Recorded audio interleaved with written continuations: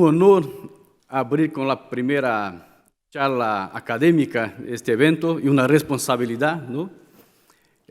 Quería inicialmente agradecer a los organizadores del evento, muy importante para Perú, muy importante seguramente para toda la región.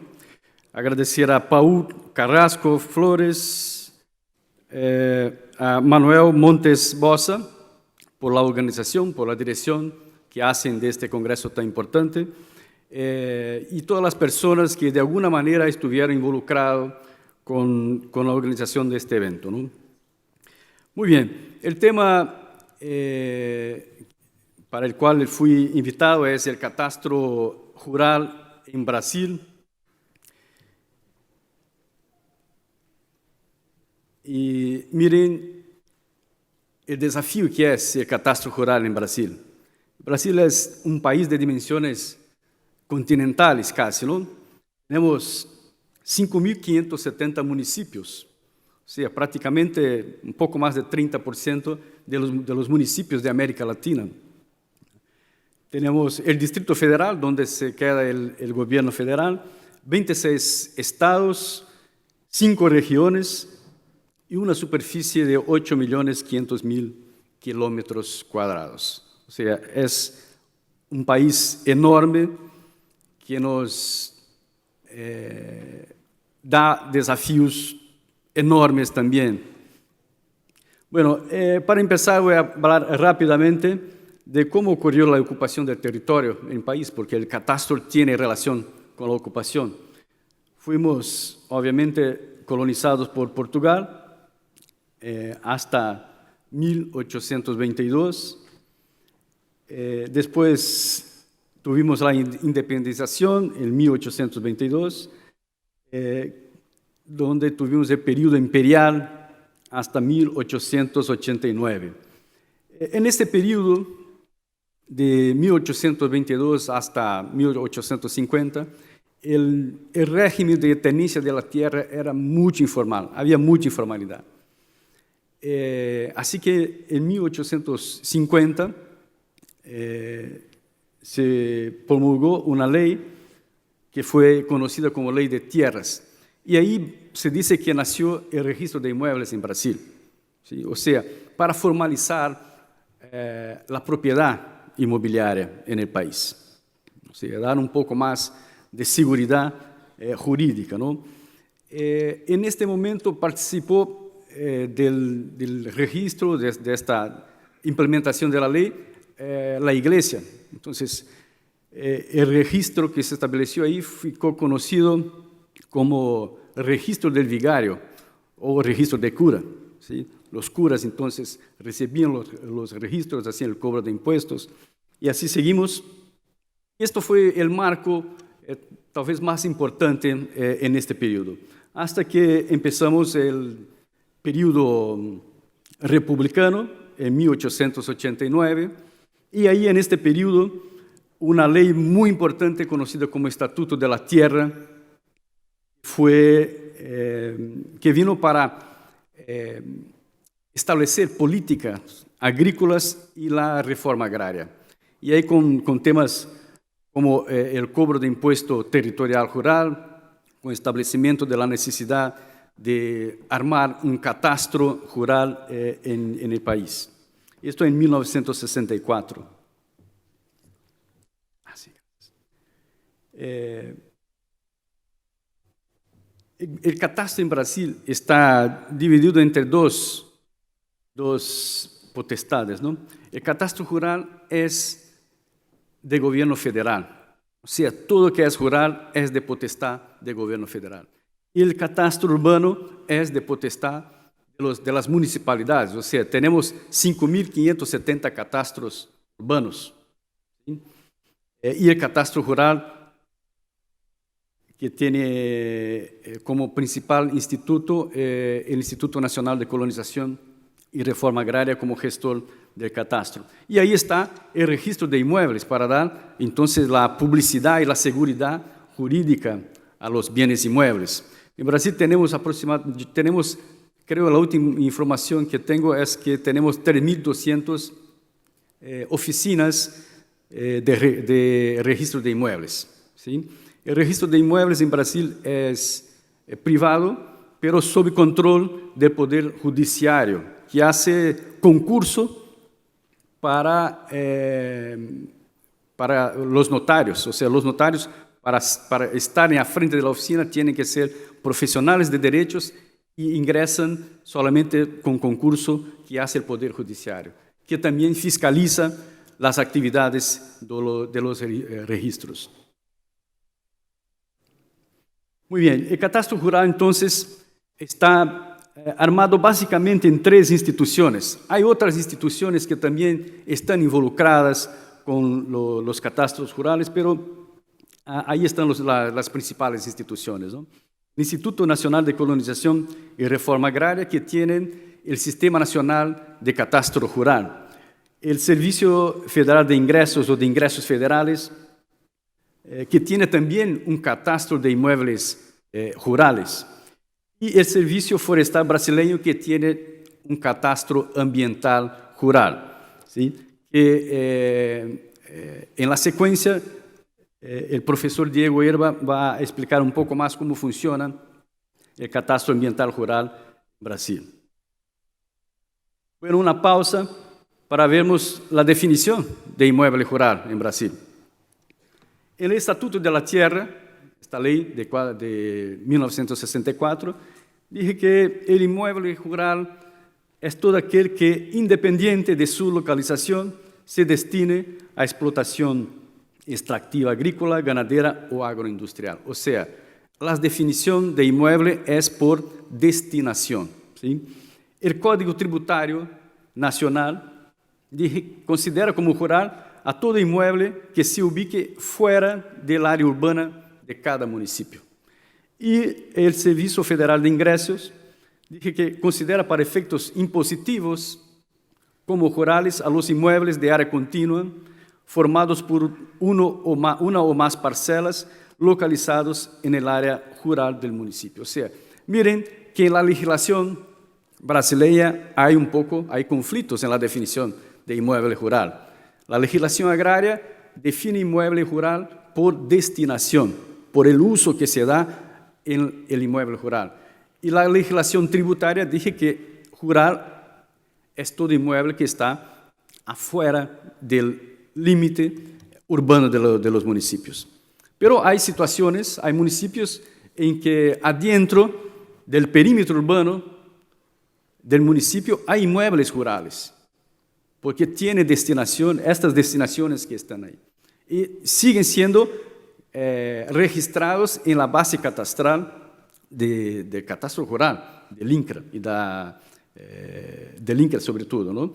Porque del Servicio de Ingresos Federales solo hace el cobro de impuesto territorial rural para inmuebles que estén afuera del perímetro urbano. ¿Entiende qué es perímetro urbano? Perímetro está una palabra buena para ustedes, ¿sí? Bueno, ahí está. Miren, no sé si acá no hay un puntero, ¿no? ¿Cómo estamos? El caso en este primer dibujo es el caso, la mirada del INCRA con respecto a definición de inmueble rural. El lote A está una parte en el área rural y en otra parte en área urbana. Para el INCRA es inmueble rural, ¿sí?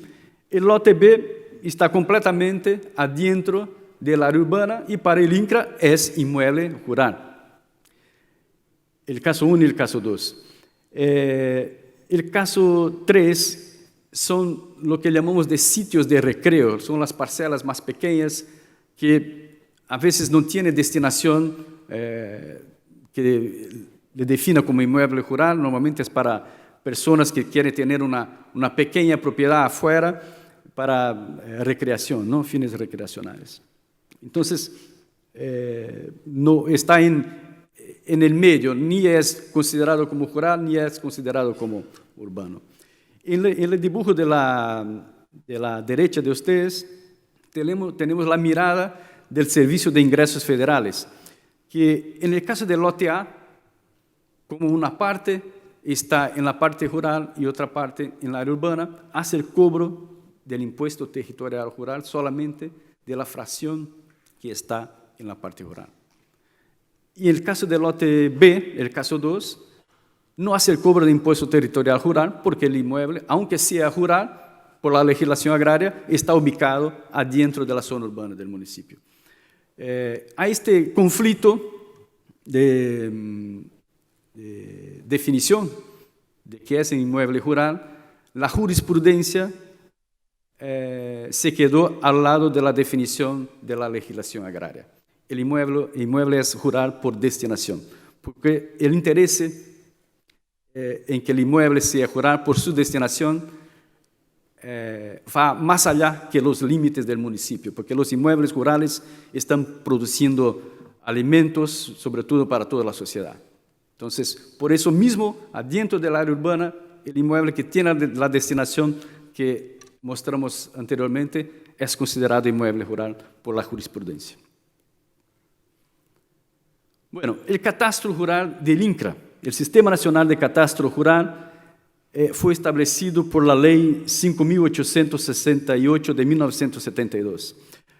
Antes quería hablar del primer relevamiento catastral brasileño que se hizo luego de la Ley del Estatuto de la Tierra de 1964. Entre los años 1965 y 1966, si no me equivoco, hubo una organización del Estado brasileño para hacer un relevamiento catastral masivo. Y este relevamiento fue conocido como Semanas de la Tierra. El Brasil se movilizó para hacer el relevamiento catastral de las propiedades rurales. Eso ocurrió, creo que más o menos en 2 meses. Todo el Brasil tuvo su catastro establecido por medio de informaciones que eran declarativas. Hubo una capacitación muy fuerte, una organización de personas que se desplazaron por todo el país recibiendo informaciones de los propietarios de los inmuebles rurales. En estas Semanas de la Tierra fueron cadastrados, fueron levantados más o menos 3 millones de inmuebles rurales. Miren, en 2 meses se armó una base con 3 millones de inmuebles rurales. ¿Sí?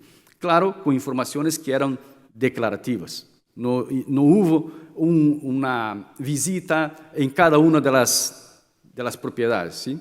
Los propietarios de inmuebles procuraron las oficinas e informaron lo que tenían, la superficie, lo que producían, los usos que establecían en cada uno de sus inmuebles. Fue el comienzo del catastro rural brasileño, un catastro declarativo, que hasta hoy ainda es. El Sistema Nacional de Catastro Rural aún es declarativo. Y tiene básicamente 3 ejes temáticos de informaciones. Son los datos personales de relacionamiento, los datos sobre la estructura de los inmuebles rurales y datos sobre el uso que se hace en cada una de las propiedades. Es totalmente declarativo aún. Y el propósito del Sistema Nacional de Catastro Rural, entonces, es apoyar la política agrícola y la reforma agraria. Acá los formularios, que obviamente no es posible leer, les dejo acá para que tengan un archivo PPT, PowerPoint, que pueda después servir para consulta.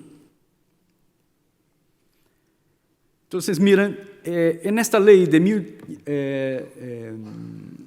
1972 se definió que los catastros rurales, el catastro rural debería ser actualizado a cada 5 años, o sea, un relevamiento masivo a cada 5 años. Lo que hubo fue los relevamientos masivos en estos años, 92, 98, 2003, 2008, cuando llamaron las personas, hicieron un relevamiento masivo. Mira el número de inmuebles rurales que fueron declarados en estas actualizaciones masivas. más o menos 3 millones de predios rurales, ¿no? De estos inmuebles rurales, aproximadamente 3% de los mismos son considerados grandes inmuebles, grandes propiedades, ¿sí? Grandes predios. Y estos 3% en cantidad de predios representan en superficie 55% de todo que hay registrado en la base catastral. O sea, hay inmuebles muy grandes, hay predios que son, en Brasil llamamos de latifundios. O sea, hay un predominio de latifundios aún en Brasil, ¿sí? Entonces, 3% representa 55% de toda la superficie de los predios rurales en el país. Bueno, eso, el Sistema Nacional de Catastro Rural que maneja el INCRA, Instituto Nacional de Colonización y Reforma Agraria. Y ahí tenemos el catastro de inmuebles rurales del Servicio de Ingresos Federales, ¿sí? Que empieza en el año 1990. ¿Por qué? Porque el impuesto territorial rural hasta este momento era potestad del Instituto Nacional de Colonización y Reforma Agraria, pero la recaudación estaba muy baja, ¿sí? Lo que se recaudaba era insignificante, ¿sí? Entonces entró en escena el Servicio de Ingresos Federales, que trajo para sí la potestad de hacer el cobro de impuesto territorial rural. En el primer año, la recaudación subió, creo que 150% de impuesto territorial rural, pero paró por ahí. Después también no hubo grandes avances en términos de recaudación de impuesto territorial rural, y hoy por hoy lo que se recauda de impuesto territorial rural en Brasil aún es muy pequeño con respecto al potencial de recaudación que tenemos en nuestro país, ¿no? Y todos los años el Servicio de Ingresos Federales exige que los dueños, que los propietarios de los inmuebles declaren informaciones para actualizar catastro y para hacer el cobro del impuesto territorial rural, ¿sí? Esto todos los años. Y es también declarativo. Obviamente que es posible hacer por Internet. Hoy por hoy todos los catastros están disponibles con formularios de Internet y los propietarios pueden hacer directamente, o a veces van en los sindicatos que tienen los profesionales que dan soporte a los propietarios rurales para hacer esta actualización. Objetivo del catastro de inmuebles rurales del Servicio de Ingresos Federales: fiscal y extrafiscal.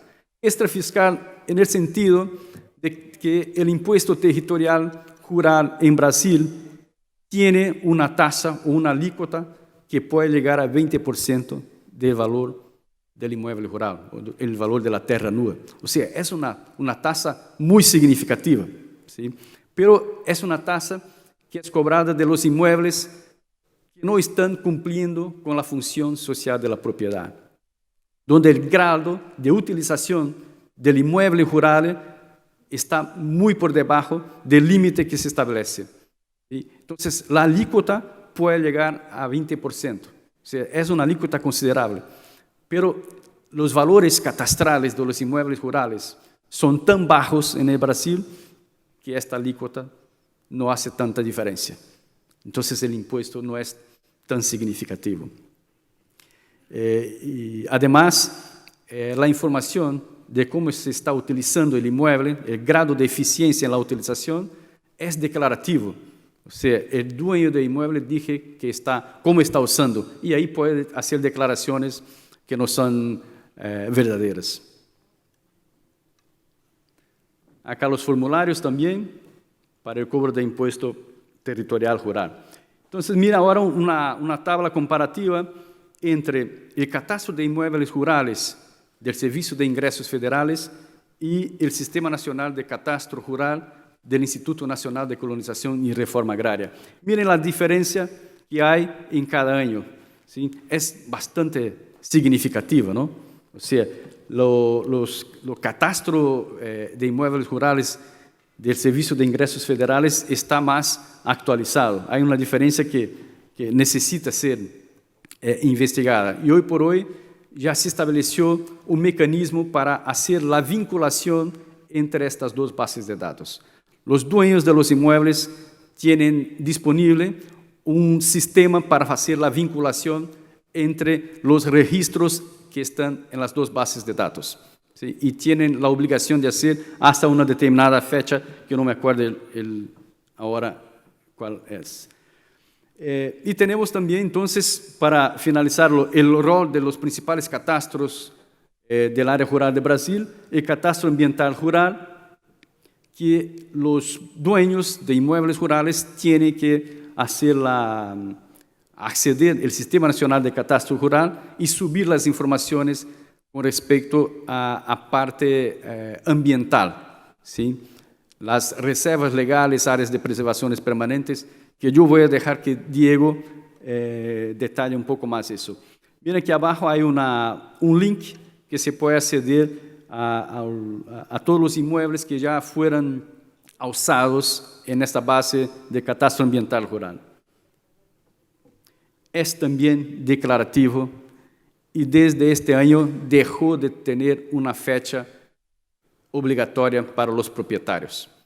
Hasta el año pasado, la fecha límite para que los propietarios de los inmuebles actualizasen el catastro ambiental rural era 31 de diciembre de 2018. Hoy por hoy, esta fecha ya no existe más y el propietario entonces puede usar los datos en el momento que quiera. Y el objetivo del catastro ambiental rural es promover la regularidad ambiental del inmueble. El tema es entonces que está muy relacionado con la temática de este evento, que es cuidar del medio ambiente. El catastro ambiental rural surge exactamente con este fin, ¿sí? De promover la recuperación ambiental de inmuebles donde no hay reservas legales cumplidas, ¿sí? Y hay mecanismos para eso, ¿no? Para la regularidad ambiental del inmueble, que Diego va a hablar para ustedes. Y el catastro rural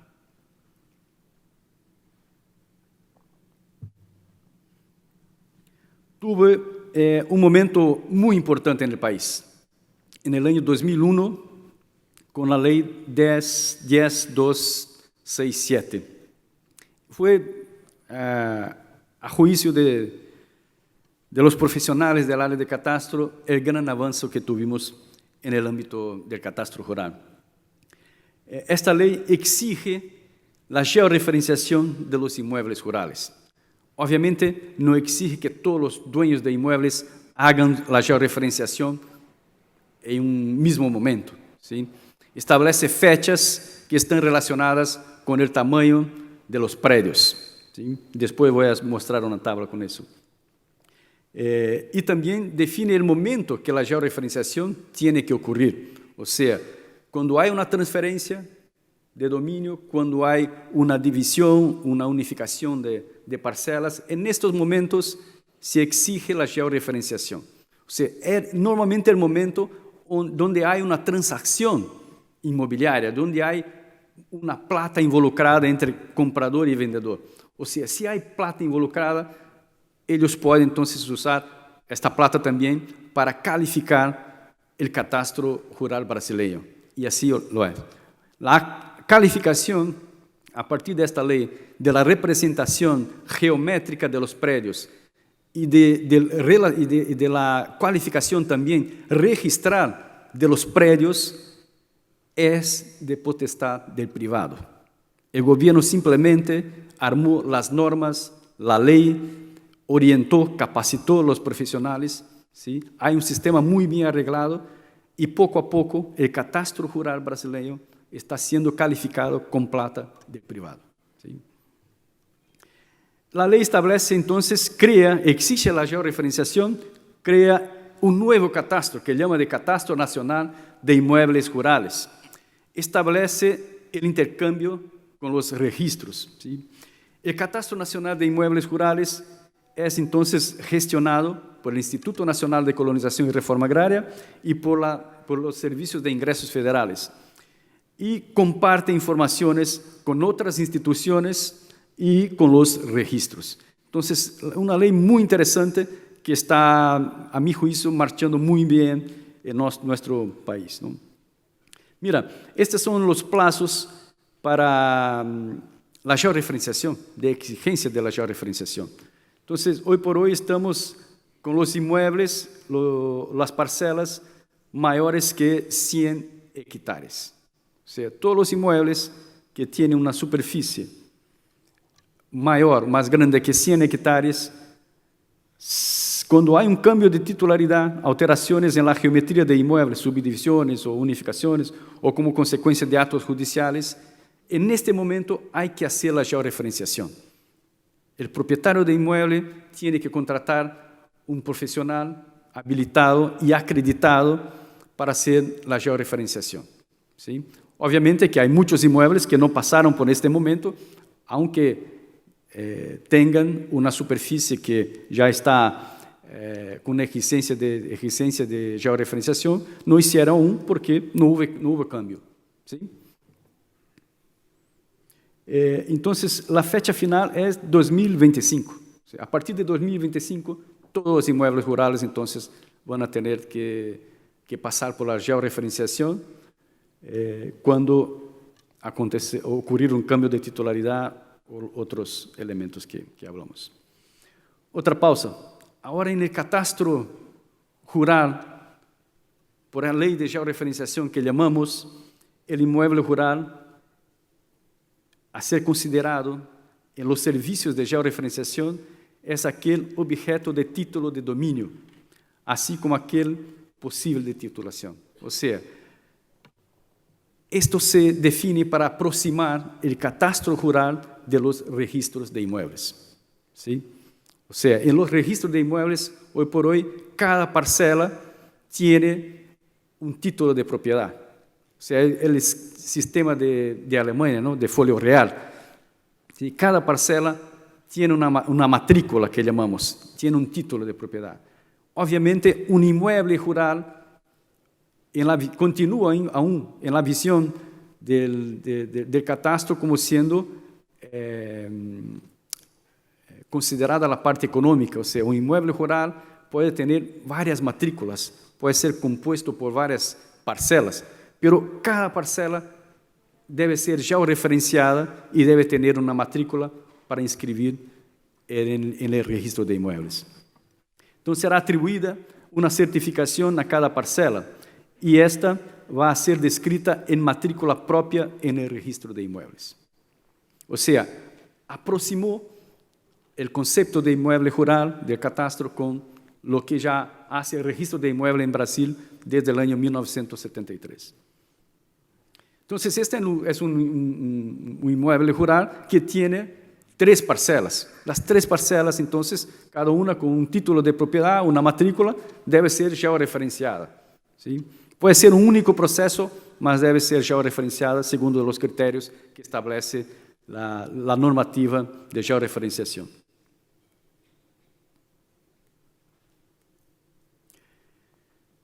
Bueno, ¿qué he traído de exigencia esta ley de georreferenciación?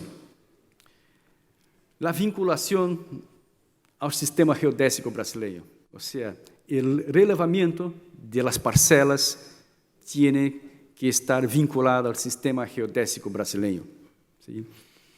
Establece la precisión de la georreferenciación, o sea, cada vértice del inmueble, cada vértice de la parcela rural tiene que ser representada por una determinada precisión. Y hay 3 precisiones de las coordenadas que son establecidas para los vértices de la propiedad, de 50 centímetros, 3 metros, 7 metros y medio. 50 centímetros para los casos de límites artificiales, donde conocemos muy bien, ¿sí?, dónde están los vértices. Cercas, muros, canales, donde se puede medir con mucha precisión los vértices. 3 metros para situaciones, por ejemplo, donde el límite de la propiedad del predio o de la parcela es con un río. Entonces no se sabe muy bien. Entonces se admite una precisión de 3 metros y 7,5 metros para los vértices donde no se puede acceder. Son los vértices que son inaccesibles, no se puede llegar. Talvez en medio en el pico de un cerro, o en un lago, lo que sea. Cuando no se puede acceder, la precisión es de 7,5 metros. ¿Sí? Establece la coordinación con los registros de inmuebles también, la ley. Y establece la responsabilidad profesional. Los profesionales que desarrollan los levantamientos de georreferenciación tienen que ser acreditados en el Instituto Nacional de Colonización y Reforma Agraria. Tiene que tener formación para eso también, y voy a hablar de eso un poco más adelante. ¿Y por qué entonces hacer la georreferenciación de los predios rurales? Primero, identificar perfectamente los vértices de un inmueble. O sea, los vértices tienen que ser identificados, con ayuda de los propietarios, con ayuda de los vecinos, de los predios, ¿sí? Y exígese la implantación de hitos en los vértices de los predios, ¿sí? Siguiendo determinado estándar de la normativa. Solamente en los casos de límites consolidados no es necesario implantar un hito, ¿sí? Donde ya está bien materializado el límite. Donde no hay que implantar un hito segundo la precisión que fue mostrada anteriormente. Garantir la justa posición entre inmuebles, evitando solapes y divergencias en los límites. O sea, no hay más solapes, no hay huecos entre los predios que son vecinos, ¿sí? Por el tema de que se exige una precisión de georreferenciación.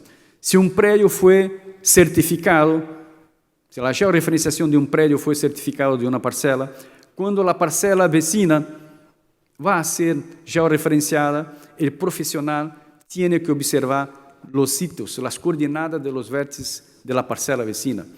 Tiene que hacer el relevamiento de nuevo, claro, para verificar si las coordenadas del profesional anterior están siguiendo la precisión establecida en la normativa. Si las coordenadas estuvieran adentro de la precisión establecida, la nueva parcela no debe generar nuevas coordenadas para un vértice que es común. Va a usar las coordenadas del profesional anterior, porque las coordenadas están adentro del estándar establecido. Y así entonces vamos haciendo una cartografía continua de predios, sin solapes, sin huecos entre las parcelas.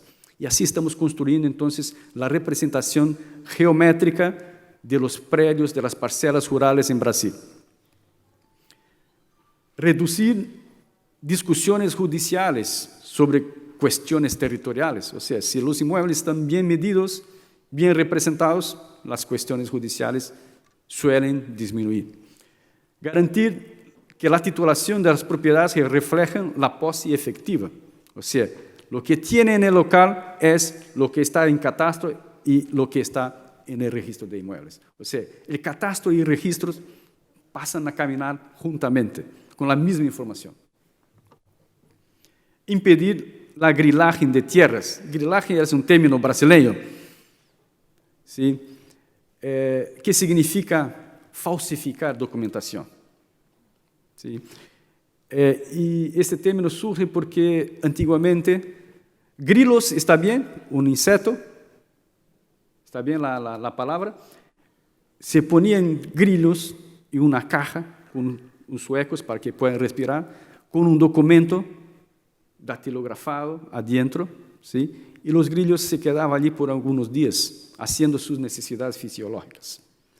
Después de algunos días, ese documento estaba amarelado, con todo amarillo, pareciendo un documento viejo, porque los grillos empezaban también a comer las bordas del documento. Y se tenía entonces un documento con apariencia de viejo, para formalizar la tenencia de la propiedad. Entonces, por eso llamamos grilaje de tierras. Es una manera de falsificar documentos que tenían unos tiempos atrás, ¿no? Bueno, la ley de georreferenciación entonces estableció normas para eso y ya está en la tercera edición, ¿sí? Y tiene esta norma dos manuales, el manual técnico de límites y confrontaciones y el manual técnico de posicionamiento, que definen cómo debe ser el relevamiento de las parcelas, cómo los hitos y los límites deben ser codificados, ¿sí? Para pasar por un proceso de certificación y después llevar a registro de inmuebles. Y acá un poco la cronología, la evolución de la norma. ¿Y por qué puso esta evolución? Mira, ya estamos en la tercera norma. La primera norma de georreferenciación decía que las coordenadas de los vértices de las parcelas deberían ser coordenadas planas, o sea, coordenadas métricas, UTM. No sé si acá hay cartógrafos, topógrafos que conocen. En Brasil, el sistema de proyección UTM tiene 6 usos. Imagine un territorio con 6 usos, con 6 sistemas de coordenadas, origen de coordenadas. ¿Cómo hacer una cartografía continua? ¿Sí? Eso es un problema. Entonces se definió ahora en la tercera norma que las coordenadas de los vértices de las parcelas son coordenadas geodésicas, coordenadas angulares, que son globales. ¿Sí? O sea, así tenemos un continuo. ¿Sí? ¿Y cómo hacer entonces para calcular la superficie de las parcelas? Calcular las medidas lineales, los lados de cada parcela, los ángulos. Se establece entonces un sistema geodésico local. Y ese sistema geodésico local tiene coordenadas planas locales. Hay un plano topográfico local que se utiliza entonces para calcular la superficie de la parcela, los azimutes y las dimensiones de la parcela, ¿sí? En un plano topográfico local. Eso para estos temas. Y eso que va en el catastro como superficie, va en el registro también como superficie y el memorial descriptivo de los límites de la parcela, a partir de un sistema geodésico local, un plan topográfico local. Y la origen de este sistema geodésico local es en el centro de la parcela. Se hace un promedio de las coordenadas, se establece el centro de la parcela y a partir de ahí un sistema geodésico local con coordenadas métricas para calcular superficie y dimensiones lineares y angulares también. Muy bien, eso fue para resolver entonces el problema de la continuidad de representación de las parcelas, para mejorar también la precisión del cálculo de las áreas, ¿sí? Que está entonces ahora utilizando un plan topográfico local. Muy bien, y la norma exigía un grado de detalles de documentación muy fuerte cuando empezaron a aplicar la ley, ¿sí? Al punto que en el 2013 habían 20.000 procesos de georreferenciación parados. No había personas suficientes para certificar, evaluar toda la documentación. Entonces, en este momento se implementó la tercera norma y se implementó también un sistema de certificación automatizada. O sea, el profesional que hace la georreferenciación no tiene que entregar todos los documentos en el INCRA. No es más necesario. Toda la documentación de la georreferenciación se queda con el profesional, ¿sí? Él es el responsable por almacenar la documentación que utilizó para hacer la georreferenciación. El profesional simplemente va en un sistema, sube una hoja de cálculo con las coordenadas de los vértices y la descripción de los tipos de vértices y de los tipos de límites. Eso va a un sistema, a partir de esta hoja de cálculo, que hace la certificación automatizada. Verifica si hay solapes con propiedades vecinas, verifica la precisión, y es eso. O sea, automatizó el proceso. Entonces, hoy por hoy, está fluyendo muy bien los procesos de georreferenciación en el país. El profesional es que se queda con la documentación. el instituto puede hacer, por ejemplo, una auditoría, ¿está bien auditoría? Para ver la documentación. El profesional puede ser llamado para mostrar toda la documentación que utilizó, ¿sí? Entonces se hace fiscalización. Pero la responsabilidad por la documentación ahora es del privado y no más de la entidad pública, ¿sí? Bueno, algunos aspectos generales, no sé cómo estoy de tiempo, la placa de 5 minutos aún no subió, entonces yo sigo hablando, ¿sí? Aspectos generales de la tercera norma.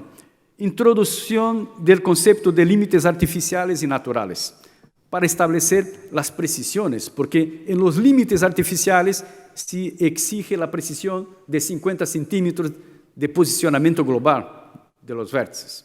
Y en los límites naturales se relaja un poco la precisión. Automatización del proceso de certificación de bienes inmuebles rurales, el sistema que se llama CIGEF, o sea, que comenté anteriormente, es un proceso totalmente automatizado e impersonal. Integración con oficinas de registro inmobiliario, integración de datos de tierras de otras agencias públicas para validación de georreferenciación, o sea, si una parcela está adentro de una área de unidad de conservación, está dentro de un territorio indígena, estos órganos son llamados para verificar si la georreferenciación está adecuada, está correcta. Participan del proceso también. Impersonal y ágil, el análisis de los requisitos de certificación, o sea, prácticamente automatizado. Aplicación de sanciones administrativas a los profesionales. Si el profesional comete un error en la georreferenciación, este error va a ser evaluado y si fue un error de mala índole de profesional, este puede incluso perder la habilitación profesional. Puede ir a juicio y no poder y correr el riesgo de no poder más ser un ingeniero agrimensor si hace un trabajo de mala índole, ¿sí? Entonces hay sanciones a los profesionales previstas en esta norma. Aspectos técnicos. Proporciona menos detalles de las especificaciones técnicas, o sea, hoy por hoy las técnicas de medición están avanzando mucho. Poner en detalles las técnicas, cómo el profesional tiene que hacer el relevamiento, es correr el riesgo de la norma se quedar vieja un año después. O sea, no se pone más detalles muy específicos de técnicas. El profesional se actualiza en el mercado, utiliza las técnicas que garantizan la precisión y ahí estamos. Tiene que entregar en la precisión. Eso es que se debe ser exigido, ¿no? Las técnicas cambian todo el día y el profesional se actualiza y aplica la técnica que más esté adecuada para él, ¿no? Establece entonces la precisión posicional, la implantación de hitos. Se permite no implantar en límites consolidados. En las normas anteriores, los hitos tenían que ser implantados en todos los vértices. Hoy por hoy no más. Implementó el sistema geodésico local, las coordenadas geodésicas, o sea, no se utiliza más coordenadas planos rectangulares del sistema UTM, se utilizan las coordenadas geodésicas que son latitud y longitud. Uso de bases de detección remota y mapeo digital, o sea, ya es posible para los límites naturales utilizar una imagen que tenga una precisión que garantice la precisión del vértice, de 3 metros, 7 metros y medio. Entonces ya es posible utilizar imágenes aerofotogramétricas o de imágenes orbitales de alta resolución. Entonces, mira que ya no más el profesional tiene que medir todos los vértices en campo, ¿no? Entonces se relaja un poco la posibilidad de obtener las coordenadas, porque las precisiones también para determinados tipos de vértices está más relajada. Se puede hacer mapeo con vantes, drones, por ejemplo, para también definir estos tipos de coordenadas. Y la entrada en el sistema de certificación es por medio de una hoja de cálculo. Simples así. No más papeles, no más documentos. O sea, vamos a proteger el medio ambiente. Entonces, con una hoja de cálculo de software libre, ¿sí?, el profesional sube el resultado de relevamiento que hizo para la georreferenciación de inmuebles. Y este sistema, que es el sistema de certificación, sistema de gestión parcelaria, ¿sí?, recepciona, valida, organiza, hace regularización y torna disponibles las informaciones georreferenciadas de límites de inmuebles rurales. Este mismo sistema ya describe el memorial descriptivo de la parcela para el profesional, hace el dibujo de la parcela para el profesional también. ¿Sí? Solamente con las coordenadas, con las informaciones de hoja de cálculo, el sistema genera las informaciones para el profesional, que lleva entonces, mejora la representación con su software para llevar a registro, ¿no? Y hay también, obviamente, en el proceso de fiscalización de eso, los comités de certificaciones regionales y nacional. Mira, acá están los predios ya georreferenciados, certificados en el país. Desde 2013 ya fueron certificados 512.223 parcelas. Fueron georreferenciadas y certificadas por este sistema. Antes de 2013, si no me equivoco, alrededor de 80.000 parcelas. O sea, de 2004 hasta 2013, 10 años, ¿sí?, 80.000 parcelas. Y desde 2013, con la automatización, con la disminución de la burocracia, el proceso marcha más rápido, ¿no? Entonces, miran dónde están los inmuebles públicos y privados, georreferenciados. Y acá llama atención para ese estado, que es el estado donde hay la producción, una gran producción agrícola en el país, soya, maíz, trigo, ¿sí? ¿Qué pasó en ese estado, por ejemplo? Miren que anteriormente mostré una tabla con las fechas de exigencia de georreferenciación y los tamaños de las parcelas. Los bancos que financian la producción agrícola, ganadero, todo más, mismo que la parcela no estaba con la exigencia de georreferenciación, los bancos pasaron a exigir la georreferenciación, porque es una garantía para los bancos, tener el predio, la parcela bien medida, saber dónde se ubica, ¿sí?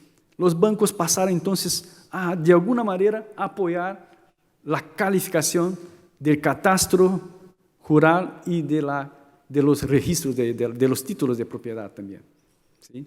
Por el tema de que el predio, la parcela, se queda sin condiciones de tener documentos falsos, ¿sí? Porque pasa por todo este proceso y es una garantía para los bancos.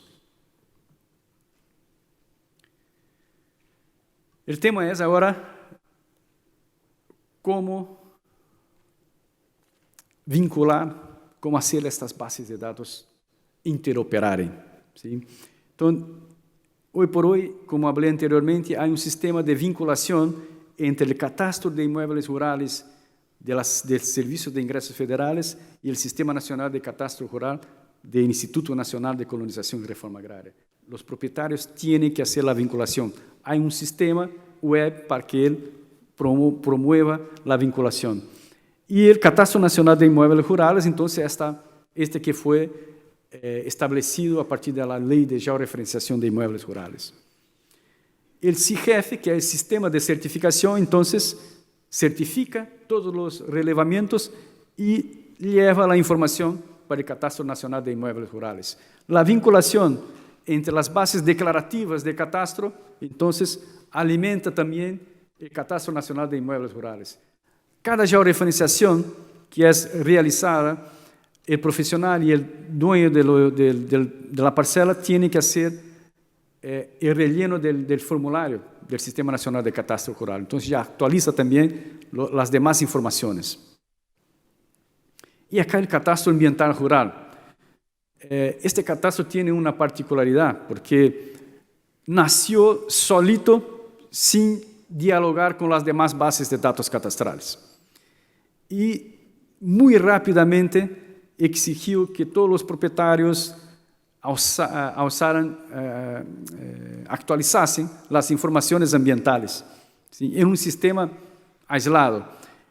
Y eso produjo una base de datos desconectada de las demás bases de datos de catastro, y Diego va a contar eso después para ustedes, porque no quiero entrar en la charla de él. Esto es un punto de interrogación que obviamente el Estado brasileño ya está manejando con el tema de la vinculación del catastro ambiental rural con otras bases. El impuesto territorial rural de Brasil, cuando hace la evaluación catastral, quita las áreas de preservación ambiental. Entonces, los dueños que dicen que en sus parcelas tienen áreas de preservación ambiental, tienen que presentar el catastro ambiental rural. Es una manera de integrar también las bases que encontró el Estado brasileño, ¿no? Muy bien, los profesionales. El Instituto Nacional de Colonización hizo una consulta a este consejo, que es Consejo Federal de Ingeniería, Arquitectura y Agronomía, y preguntó qué profesionales son capacitados para hacer la georreferenciación de los inmuebles rurales. Bueno, el consejo dijo, los profesionales que estudiaron topografía aplicada a la georreferenciación, cartografía, sistemas de referencia geodésica, proyecciones cartográficas, ajustes de red, métodos y medidas de posicionamiento geodésico. El profesional tuvo en su carrera, estudió estos temas, está habilitado para hacer la georreferenciación de inmuebles rurales. Entonces, el consejo fue el otro consejo para analizar los currículos, y solamente estos profesionales tienen esta formación en los temas anteriores. En Brasil, los ingenieros agrimensores y los cartógrafos. O sea, teóricamente, la georreferenciación podría ser realizada solamente por estos profesionales. Pero el Brasil es un país de dimensiones continentales. El número de profesionales de estas carreras es muy bajo. Entonces, ¿qué se estableció? Otorga de habilitación para otros profesionales que deben hacer cursos de formación continuada, especialización o posgrado con un mínimo de 360 horas, involucrando los temas anteriores.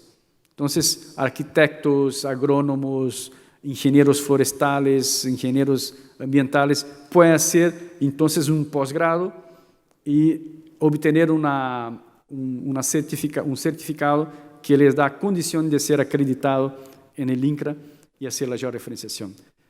Cada profesional tiene que acreditarse en el instituto. ¿Sí? Hoy por hoy la acreditación es en la internet, es muy tranquilo, ¿no? Y cada profesional recibe un código. Este código debe ser colocado en cada vértice de su responsabilidad. Cada vértice de parcela tiene un código relacionado profesional que hizo la medición de este vértice. ¿Sí? Entonces, la numeración, obviamente, la parte inicial es fija y el número va cambiando. ¿Sí?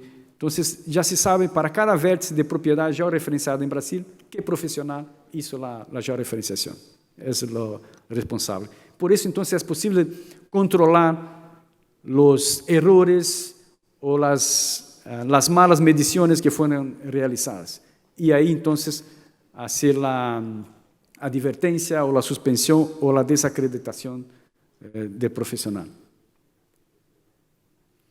Bueno, en términos de avalúos, que es la parte económica, como hablé anteriormente, los valores catastrales de los inmuebles rurales son muy bajos. hay una fiscalización de aproximadamente 500 inmuebles por año, o sea, y la tabla de precios por municipio de los valores de tierra de inmuebles rurales están muy alejadas del comportamiento de mercado. Lo que se puede hacer es un convenio, el municipio puede hacer un convenio con el Servicio de Ingresos Federales y fiscalizar el cobro de impuesto territorial rural, actualizar las tablas de valores catastrales, ¿no? Então, esse é um convênio que parece interessante, não? E já estou finalizando minha charla. Em Brasil, em 2009, se publicou as Diretrizes Nacionais de Catastro Territorial Multifinalitário por meio do Ministério das Cidades. Então, sobretudo, uma orientação de como desenvolver um catastro territorial multifinalitário em los municípios. Seguindo, obviamente, as leis disponíveis, as normativas, um catastro territorial multifinalitário, também, agora, pensando mais na área urbana, ¿sí? Relacionado também com o registro de imóveis, intercambiando informações. Essas duas informações, catastro territorial, registro de imóveis e os catastros temáticos, então, formam o sistema de informação territorial e o catastro territorial multifinalitário do município integrado ao Catastro Nacional de Imóveis Rurais, que, bajo a Infraestrutura Nacional de Dados Espaciais, então, forma um catastro completo, não? Para todo o país. Este catastro, assim formado, passou também por um decreto, creio que o último decreto da presidente Dilma, que estabeleceu o Sistema Nacional de Gestão de Informações Territoriais, ou seja, exigindo que todas as informações catastrales, rurales e urbanas sejam transmitidas, ou seja, informadas neste sistema. Um sistema, então, com todos os imóveis que estão nos catastros brasileiros.